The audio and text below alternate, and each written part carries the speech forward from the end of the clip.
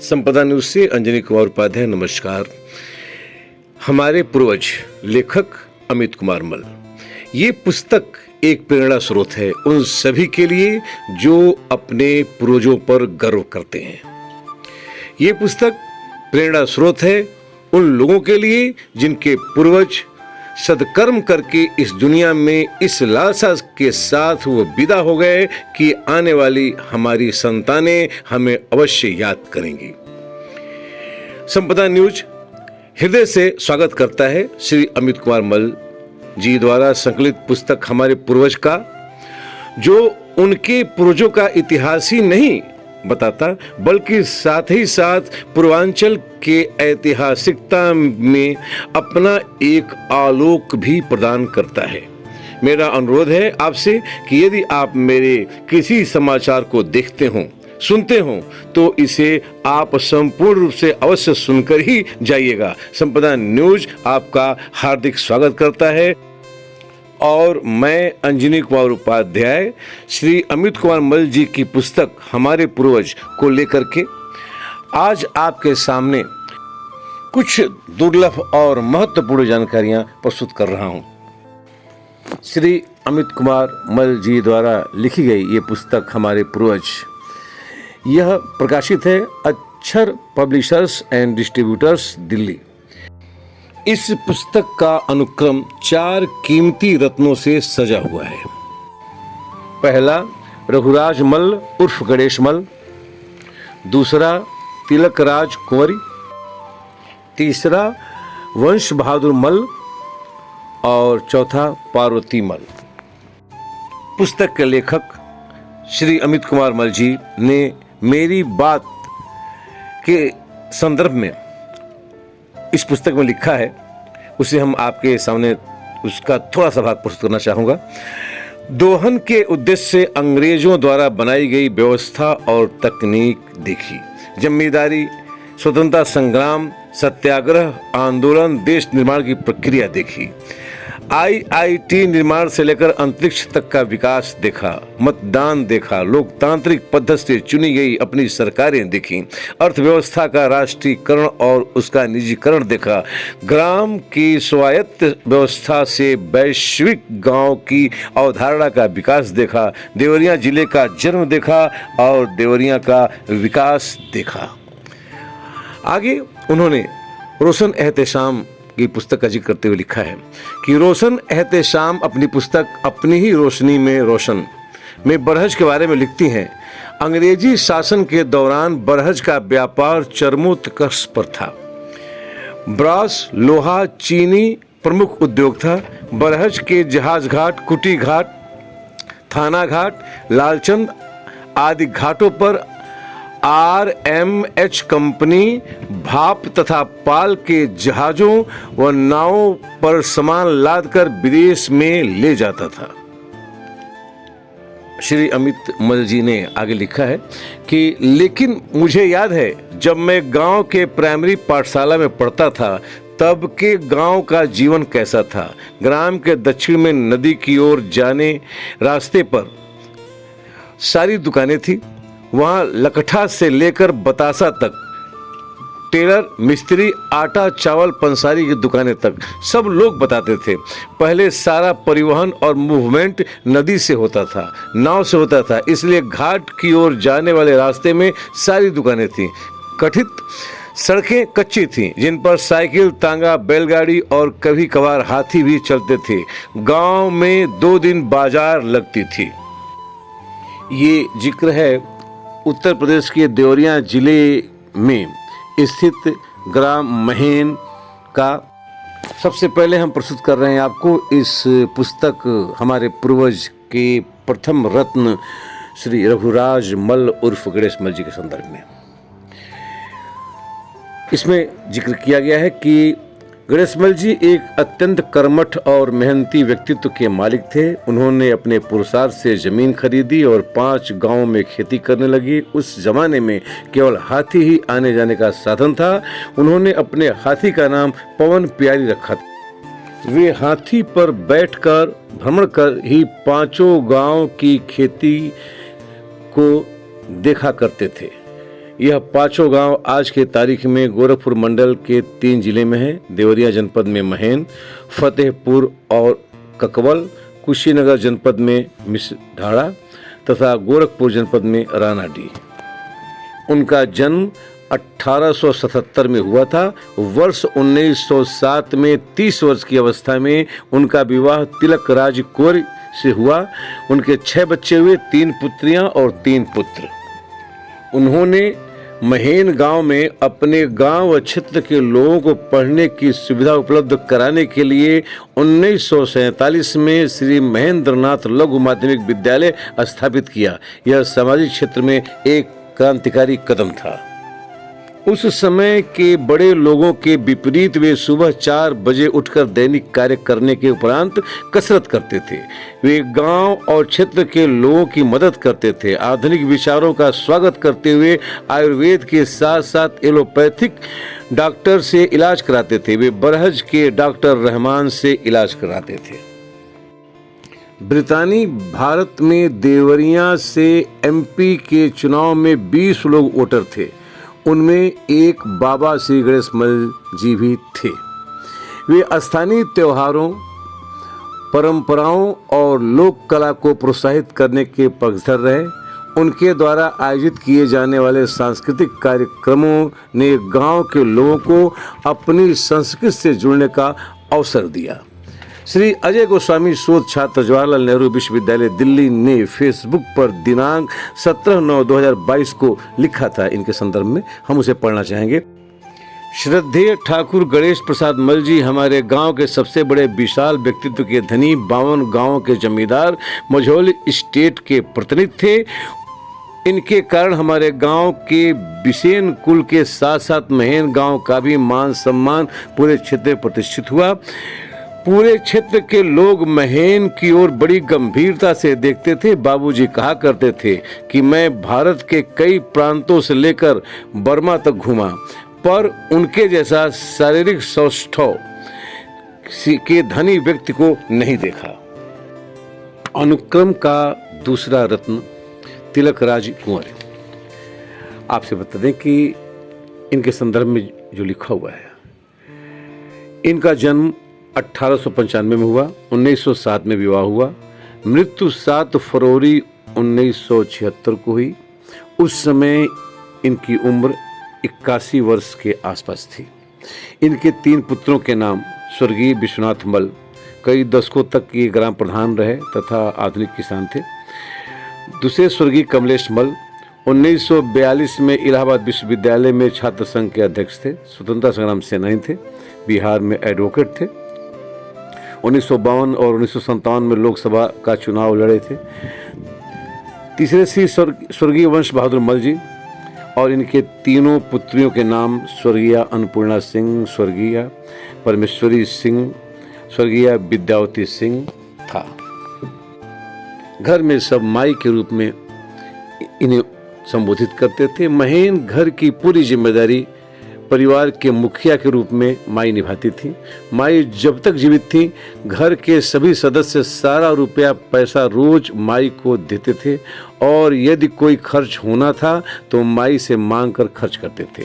माई के पास गांव क्षेत्र की महिलाएं अपने कष्टों में आती थीं। माई उनके कष्ट का निवारण का प्रयास करती थी। जिन महिलाओं को घर वाले गुस्से में आकर निकाल देते थे, उन महिलाओं को माई अपने घर में शरण देती थी और प्रयास करती थी कि उनकी सम्मान सहित वापसी हो जाए। उस समय गांव में जब खाने को नहीं होता था तो कई परिवार अपने घर के बुजुर्गों को निकाल देते थे। ऐसी स्थिति में उनके खाने और रहने की व्यवस्था दादी माई कराती थीं। जब उनके परिवार वालों के पास खाने के लिए अनाज उपलब्ध हो जाता था, तब यह बूढ़े बुजुर्ग अपने घर चले जाते थे। इस प्रकार दादी उन लोगों की जीवन रक्षा करती थी। डॉक्टर रहमान की स्वर्गीय पुत्री रोशन एहतेशाम ने अपनी आत्मकथा अपनी ही रोशनी में रोशन इसमें लिखा है कि अब्बा अक्सर महेन के बाबू साहब के वहाँ उनकी माँ का इलाज करने जाते। अब्बा को बुलाने कभी कभी बाबू साहब हाथी भी भेजा करते थे। एक दो बार हम भी अब्बा के साथ हाथी पर बाबू साहब के घर गए थे।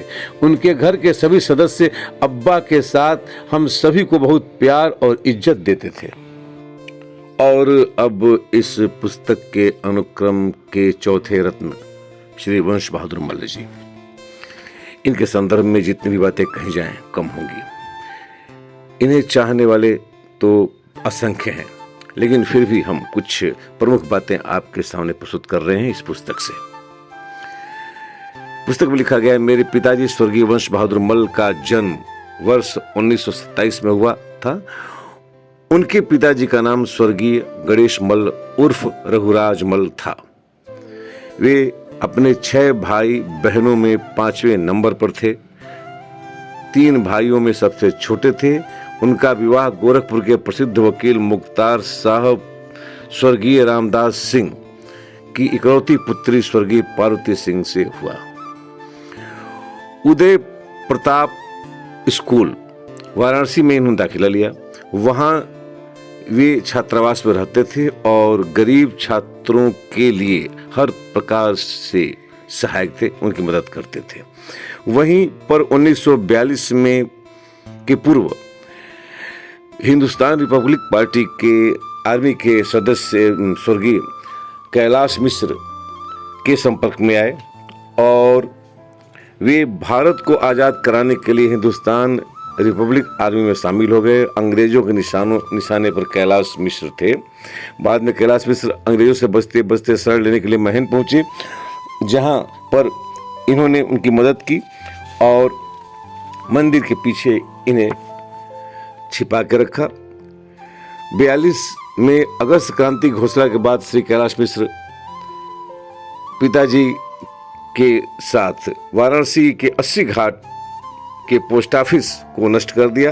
उसके बाद पिताजी पर वाराणसी में अंग्रेज पुलिस ने 2000 रुपये का इनाम घोषित किया। उन्हें जिंदा या मुर्दा पकड़ा जाए, इस तरह के विज्ञापन लगे और उदय प्रताप स्कूल वाराणसी ने उन्हें अपने यहाँ से रिस्ट्रिकेट कर दिया। अंग्रेज सरकार उन्हें गिरफ्तार कर आंदोलन को तोड़ने की उत्पीड़क कार्रवाई शुरू कर दी।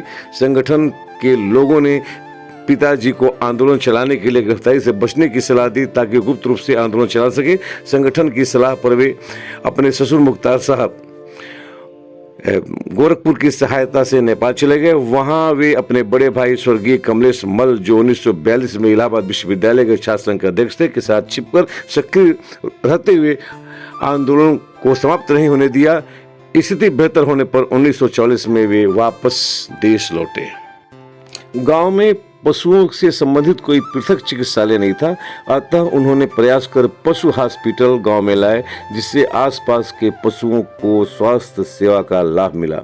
1968 में आंधी तूफान से मंदिर को नुकसान हुआ था, जिसके जीर्णोद्धार के लिए प्रसिद्ध संत श्री सियाराम जू का इन्होंने सहयोग किया। भारतीय जनता पार्टी उत्तर प्रदेश के किसान प्रकोष्ठ के प्रदेश संयोजक श्री कामेश्वर सिंह बताते हैं कि स्वर्गीय वंश बहादुर मल्ल एक लोकप्रिय व मददगार जनप्रतिनिधि थे। वे लोगों की जरूरत के वक्त पूरा प्रयास कर मदद करते थे। श्री मोती बाई के पुत्र भालचंद्र उपाध्याय जी के शब्दों में, स्वर्गीय वंश बहादुर मल्ल जी के निवास पर जाने के मौके मुझे बहुतेरों मिले। उनकी छवि मेरी दृष्टि में आज भी ताजा है। दिव्य और भव्य व्यक्तित्व, पुरकशिश वजनदार आवाज, चमकता ललाट, काले सफेद मिश्रित बाल, बोलती आंखें और सफेद कुर्ता धोती और सुडौल शरीर के मालिक स्वर्गीय श्री मल्ल जी अपने आप में एक सामाजिक व प्रभावशाली व्यक्तित्व थे। उनकी मझली पुत्री श्रीमती रमा सिंह आजमगढ़ के शब्दों में, 60 व 70 के दशक में जब बहुत से गांव में अस्पताल, बिजली इत्यादि से वंचित थे, उस समय मेरे गांव महेन में प्रभावी पैरवी करके राजकीय खाद गोदाम, बीज गोदाम, अस्पताल, बिजली, लड़के लड़कियों के लिए जूनियर हाई स्कूल की व्यवस्था पिताजी ने कराई। उनकी सबसे छोटी पुत्री डॉक्टर अलका सिंह बताती हैं कि पिताजी को सारा गांव जवार छोटका बाबू के नाम से जानता था। वो बहुत ही निर्भीक और दयालु और समाज सेवी थे। इस पुस्तक में कुछ महत्वपूर्ण टिप्पणियां भी हैं। हम आपसे अनुरोध करेंगे कि पुस्तक अवश्य एक बार आप अपने हाथ में लें और उसे एक बार पढ़ें।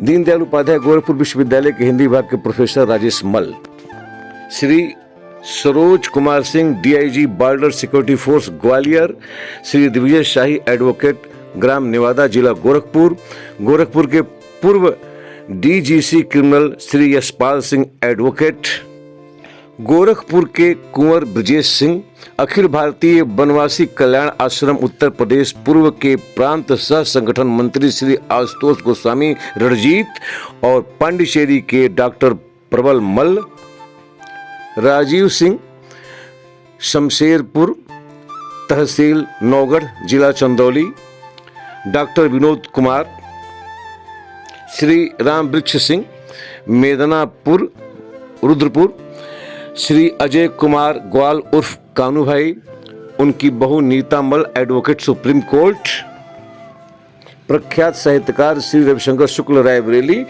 इत्यादि व्यक्तित्वों के कमेंट यदि आप पढ़ेंगे तो आपको और भी विशाल आलोक श्री वंश बहादुर मल जी के संदर्भ में आपको पता चलेगा। समय की मजबूरी के नाते हम इसे पूरा नहीं पढ़ पा रहे हैं, लेकिन एक उद्धरण हम जरूर पढ़ेंगे। आप टिप्पणीकार भी थे। उन्होंने 1957 में विश्व प्रसिद्ध गीता प्रेस की पुस्तक प्रसिद्ध पत्रिका कल्याण के 31वें तीर्थांक अंक में बाबा महेंद्र नाथ जी मंदिर के बारे में लिखा है, जिसकी प्रति आज भी उपलब्ध है। दूसरों को जीवन देने वाला, दूसरे व्यक्तित्वों को मौत के मुंह से निकाल करके लाने वाला व्यक्तित्व श्री वंश बहादुर मल एक दिन हार बैठे।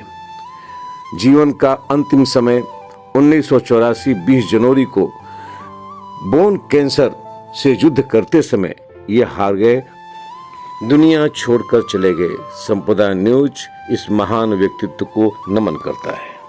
जब पुस्तक को मैंने खोला तो पेज नंबर 50 खोला और उस पर रुडयार्ड किपलिंग की लिखी हुई एक लाइन पढ़ करके हम अवाक रह गए। भगवान हर जगह नहीं हो सकते, इसलिए उन्होंने माँ को बनाया।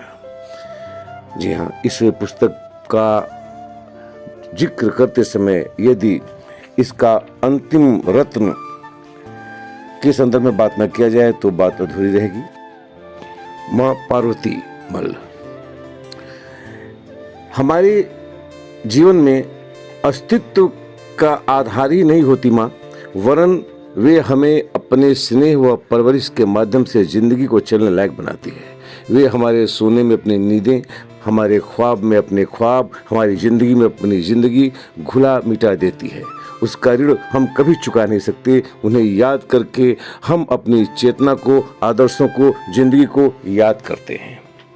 यह जीवन चित्रण पार्वती मल जी का है, मेरी माता जी का है, जो उनके जन्म के 94 वर्ष बाद लिखी जा रही है। माता जी पार्वती मल का जन्म 1930 में गोरखपुर महानगर के हुमायूंपुर मोहल्ले में मुख्तार साहब स्वर्गीय रामदास सिंह जी के घर हुआ। उनकी पढ़ाई गोरखपुर में हुई। वर्ष 1942 में उनका विवाह महेंद्र जनपद देवरिया के निवासी स्वर्गीय गणेश मल के तीसरे पुत्र स्वर्गीय वंश बहादुर मल से हुआ।